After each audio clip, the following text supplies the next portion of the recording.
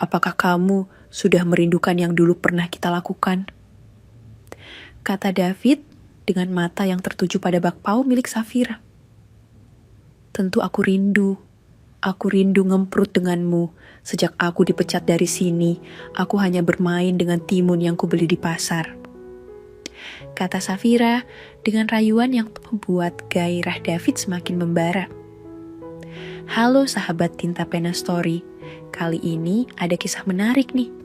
Jangan lupa bantu tembusin target admin sampai 250 like ya, agar admin lebih semangat. Sebelum cerita ini dilanjut, jangan sampai di dekat Anda ada timun ataupun sabun, ya. Langit senja memerah, memantulkan warna jingga keemasan di gedung-gedung tinggi Jakarta. Aku, Safira, baru saja menyelesaikan shift panjang sebagai host live streaming di TikTok.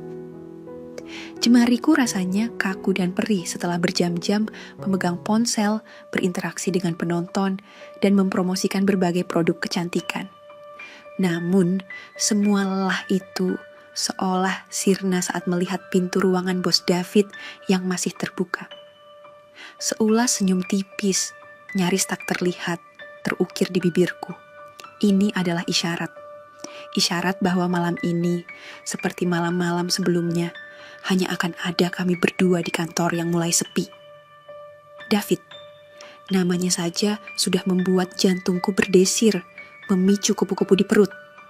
Awalnya, dia adalah sosok yang sangat anti dengan orang luar, terutama karyawan baru, dingin, kaku, dan seolah berjarak. Wajahnya selalu datar, bicaranya irit dan singkat, dan tatapannya seperti es yang bisa membekukan apa saja. Selama 3 bulan pertama bekerja di sana, dia nyaris tak pernah melirikku, apalagi menegur atau sekadar basa-basi. Aku tahu banyak karyawan yang takut padanya, termasuk beberapa rekan host lain.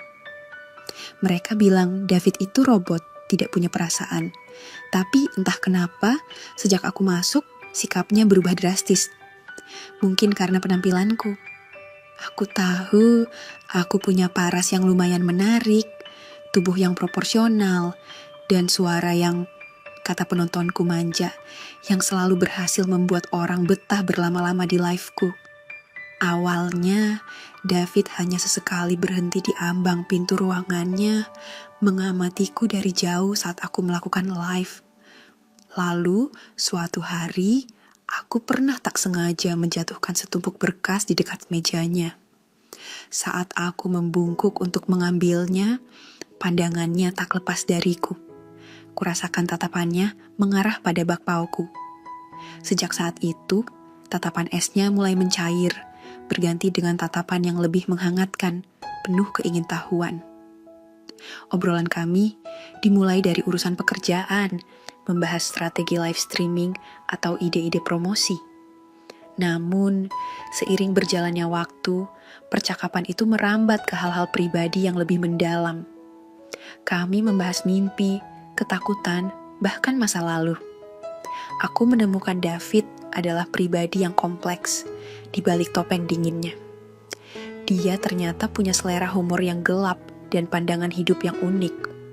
Seringkali, saat kami berdua saja di kantor, setelah karyawan lain pulang, kami larut dalam percakapan yang semakin intens. Jam dinding terus berdetak, kadang menunjukkan pukul 12 malam, bahkan lebih, tapi kami seolah tak peduli. Ruangan kantor yang biasanya ramai oleh suara ketikan keyboard dan obrolan, kini menjadi saksi bisu-bisikan-bisikan rahasia kami. Obrolan itu tak jarang berujung pada sentuhan-sentuhan terlarang yang membakar gairah. Sentuhan tangan di punggung, usapan lembut di rambut, hingga ciuman-ciuman panas yang tak pernah kubayangkan akan terjadi di balik dinding kantor yang dingin dan formal. Rahasia itu tumbuh subur menjadi sebuah ikatan tak terlihat yang mengikat kami berdua, sebuah simpul dosa yang terasa begitu memabukkan. Malam itu, seperti biasa, hanya kami berdua yang tersisa. Lampu kantor sebagian besar sudah padam, menyisakan remang-remang yang romantis. Hanya beberapa lampu meja yang masih menyala redup, menciptakan bayangan-bayangan panjang yang menari di dinding. David mendekat, tatapannya lembut, dan senyum tipis terukir di bibirnya. Dia mengulurkan tangan, menyentuh pipiku perlahan, jemarinya terasa hangat dan menenangkan. Belum pulang, Fir? Suara David pelan, serak, seolah dia juga menahan sesuatu. Belum, Pak. Nunggu viewers agak sepi dulu. Jawabku, suaraku sengaja kubuat sedikit manja. Lagian, ada kerjaan sedikit yang harus diselesaikan. Padahal, aku tahu dia tahu, pekerjaanku sudah beres sejak tadi. David tersenyum tipis. Sibuk sekali ya. Dia menarik tanganku, membawaku lebih dekat. Atau memang sengaja nunggu aku? Aku terkekeh pelan. Mungkin saja.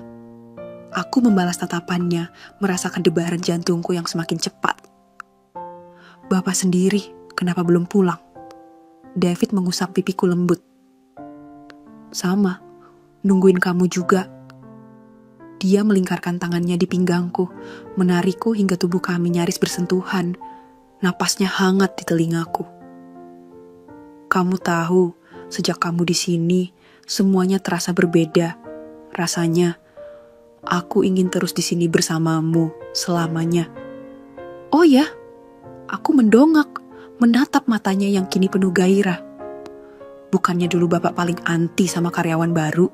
David terkekeh, suara rendahnya membuat bulu kudukku meremang.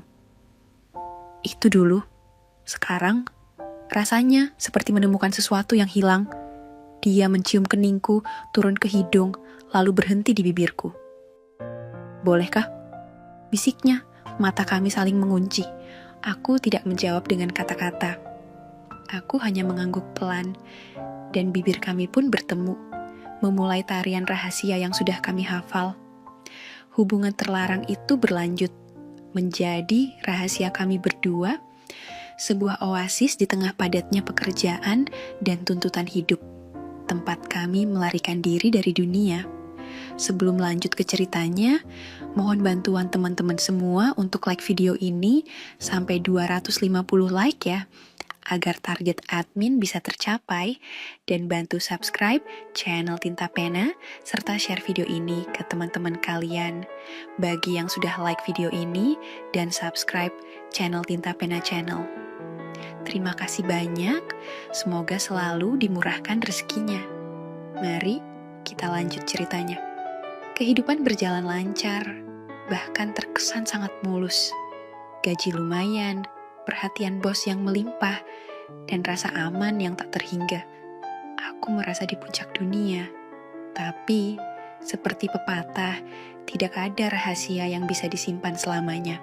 Badai itu datang dalam wujud Ivan, sepupu David yang juga bekerja di bagian operasional.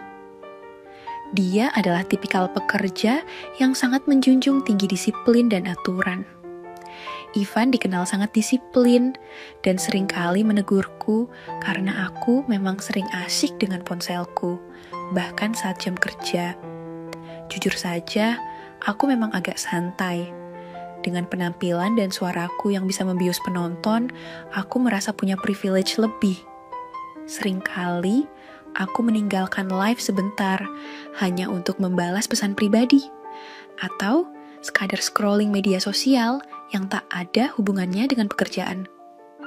Ivan, dengan matanya yang tajam dan sikapnya yang lurus, selalu menyadari itu dan tampak jengkel. Puncaknya, dia melaporkan hal itu pada David, pamannya. Aku sedang berada di dapur kantor, menyiapkan kopi ketika aku mendengar suara mereka berdua dari ruangan David yang sedikit terbuka. Suara Ivan penuh amarah, menggebu-gebu, menyebut namaku berkali-kali. Paman, Safira itu tidak profesional. Dia sering bermain ponsel saat jam kerja, tidak fokus, dan seringkali tidak sesuai jadwal yang seharusnya. Ini merugikan perusahaan, Paman. Aku sudah sering menegurnya, tapi dia tidak pernah mendengarkan. David hanya terdiam, dan aku bisa membayangkan ekspresi datar di wajahnya yang menyembunyikan badai di dalamnya. Jantungku berdebar kencang, takut. Aku takut membayangkan David akan marah padaku, akan menegurku habis-habisan, atau bahkan memecatku. Perutku melilit, merasakan ketakutan yang mendalam. Tapi yang terjadi justru di luar dugaanku. Setelah Ivan selesai dengan keluhannya yang panjang lebar, David menjawab dengan nada dingin yang membuat Ivan terdiam. "Ivan," kata David, suaranya mengandung otoritas yang tak terbantahkan. "Aku rasa kamu tidak perlu lagi bekerja di sini. Safira adalah aset penting bagi perusahaan. Aku akan urus masalahnya sendiri."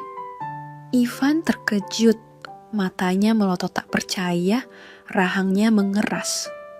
Begitu juga aku yang menguping di balik pintu, napasku tertahan. Ivan pergi dengan wajah merah padam, penuh amarah dan kekecewaan. Bahkan ku dengar dia membanting pintu keluar. Aku merasa bersalah sekaligus lega. David telah memilihku, mengeluarkan sepupunya sendiri demi diriku. Saat David keluar dari ruangannya dan melihatku berdiri kaku, dia hanya tersenyum tipis dan mengangguk, seolah menegaskan bahwa semua baik-baik saja dan aku tidak perlu khawatir. Aku merasa terbang, David sungguh-sungguh melindungiku. Tindakan David memecat Ivan sampai ke telinga Bu Sari, kakak David, yang juga salah satu pemilik perusahaan. Bu Sari adalah wanita karir yang sangat tegas, sangat profesional, dan tidak toleran terhadap kesalahan atau nepotisme dalam bentuk apapun. Dia mulai mengawasiku secara diam-diam. Dengan posisinya yang tinggi, dia bisa mengakses rekaman CCTV dan laporan kinerja host. Dia melihat sendiri bagaimana aku sering bermain ponsel saat jam kerja, bagaimana aku seringkali tidak fokus dan kurang produktif. Suatu sore, aku melihat Bu Sari memanggil David ke ruangannya. "David, apa yang kamu lakukan itu tidak masuk akal. Memecat Ivan hanya karena Safira? Dia itu sepupu kita, dan apa yang dia katakan tentang Safira itu benar.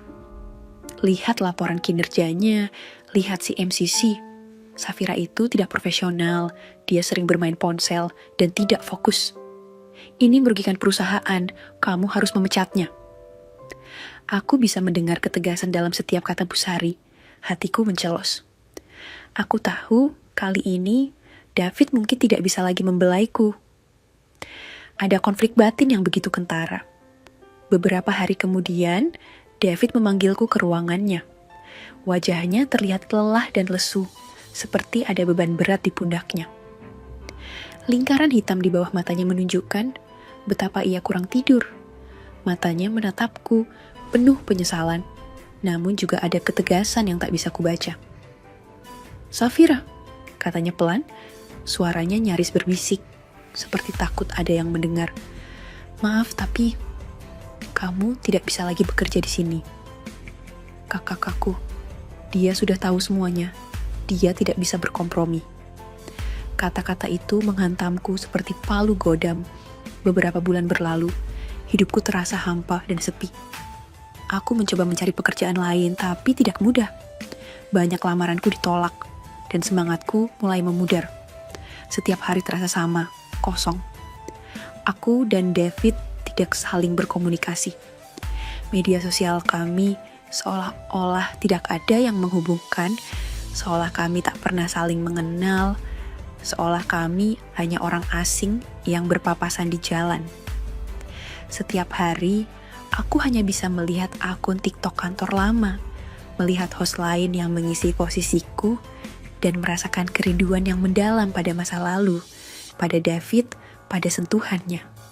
Suatu malam, setelah seharian penuh putus asa melamar pekerjaan dan mendapatkan penolakan demi penolakan, aku memberanikan diri. Aku meraih ponselku, membuka kontak, dan mencari nama David. Tanganku bergetar saat menekan tombol panggil. Ada keheningan sejenak setelah dia mengangkat. Lalu suara David yang familiar menyapa. "Halo Safira." Suaranya terdengar kaget, tapi juga sedikit lega, seolah dia juga merindukan suaraku. "David," kataku. Suaraku bergetar menahan tangis yang sudah di ujung mata. Aku butuh pekerjaan. Aku sudah melamar kemana-mana, tapi belum ada yang cocok. Bisakah kamu membantuku?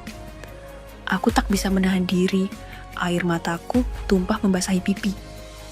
Ada keheningan lagi, lebih lama kali ini. Aku menunggu dengan cemas, takut dia akan menolakku atau bahkan memarahiku. Lalu, David menjawab, suaranya terdengar lembut dan melegakan, seolah semua ketakutanku sirna. Tentu Safira, aku akan bantu. Akan ku beritahu jika ada lowongan yang cocok. Kamu sabar saja. Hati David yang sudah terbuai olehku seolah kembali menyala. Ikatan yang sempat terputus itu kembali terhubung, seolah tak pernah ada jarak di antara kami. Tak butuh waktu lama, keajaiban pun terjadi. Seminggu kemudian, David menghubungiku lagi. Ada lowongan sebagai staf admin di sebuah butik di pusat kota, tidak jauh dari kantor lama David. Aku melamar dan diterima. Aku merasa sangat berterima kasih pada David. Pekerjaanku sekarang sebagai staf admin di butik itu lumayan, meski tidak semenarik dulu sebagai host live streaming. Tapi setidaknya aku punya penghasilan dan kesibukan, dan yang terpenting, aku bisa dekat dengannya lagi. Aku bisa menemuinya, meskipun hanya sekadar mampir saat pulang kerja. Setelah pekerjaanku selesai, aku sering mampir ke kantor lama David. Awalnya, hanya sekadar mengobrol, bercerita tentang hari-hariku, tentang butik tempatku bekerja, tentang hal-hal lucu yang terjadi. David selalu menyambutku dengan senyum. Kami sering menghabiskan waktu sampai larut malam setelah karyawan lain pulang. Tapi tak jarang, kenangan lama kembali menghantui. Gairah itu kembali bersemi. Cinta terlarang itu yang pernah membawa kami pada keputusan sulit, kembali bergejolak. Kantor lama di mana kami sering berbagi rahasia dan sentuhan menjadi saksi bisu hubungan kami lagi. Kami kembali larut dalam gairah setiap kali karyawan lain sudah pulang dan pintu kantor terkunci. Rasanya seperti mengulang masa lalu yang begitu memabukkan, dosa yang terasa nikmat, bahkan lebih nikmat karena ada risiko yang mengintai. Apakah kamu sudah merindukan yang dulu pernah kita lakukan? Kata David dengan mata yang tertuju pada bakpao milik Safira. Tentu aku rindu ngemprut denganmu. Sejak aku dipecat dari sini, aku hanya bermain dengan timun yang kubeli di pasar. Kata Safira dengan rayuan yang membuat gairah David semakin membara. Suatu malam, kami ngemprut dan itu mencapai puncaknya. Kami sedang asyik, larut dalam dunia kami sendiri, di tengah sentuhan-sentuhan yang membakar, tak menyadari waktu dan lingkungan sekitar. Tiba-tiba terdengar suara gaduh dari luar, suara teriakan, langkah kaki yang tergesa, dan kemudian pintu kantor didobrak dengan keras. Lampu langsung menyala terang, menerangi setiap sudut ruangan, menelanjangi kami. Mataku langsung menyipit karena silau dan terkejut.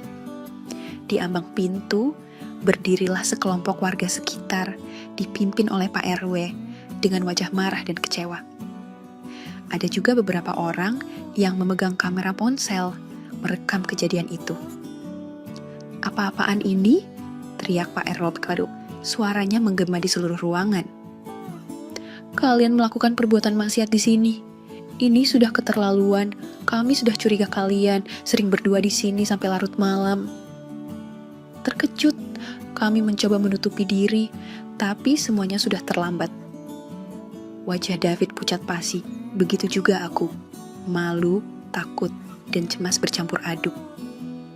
Kami digelandang keluar dari kantor, di mana mata-mata penasaran warga menatap kami dengan pandangan menghakimi dan jijik.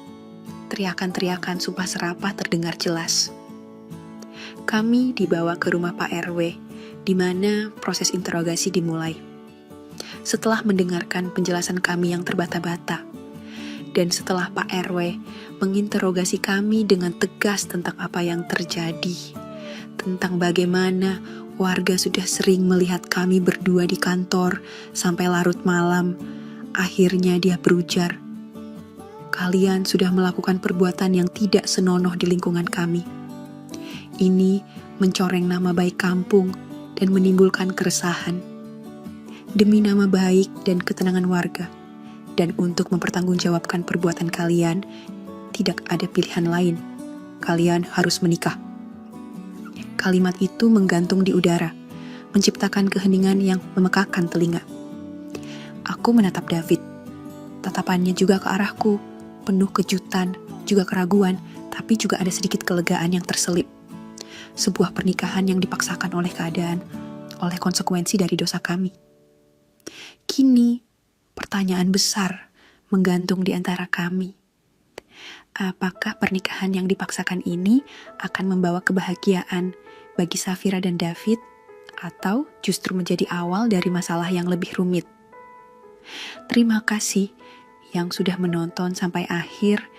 Jangan lupa like dan subscribe Tinta Pena Story agar tidak tertinggal cerita yang lebih menarik lainnya.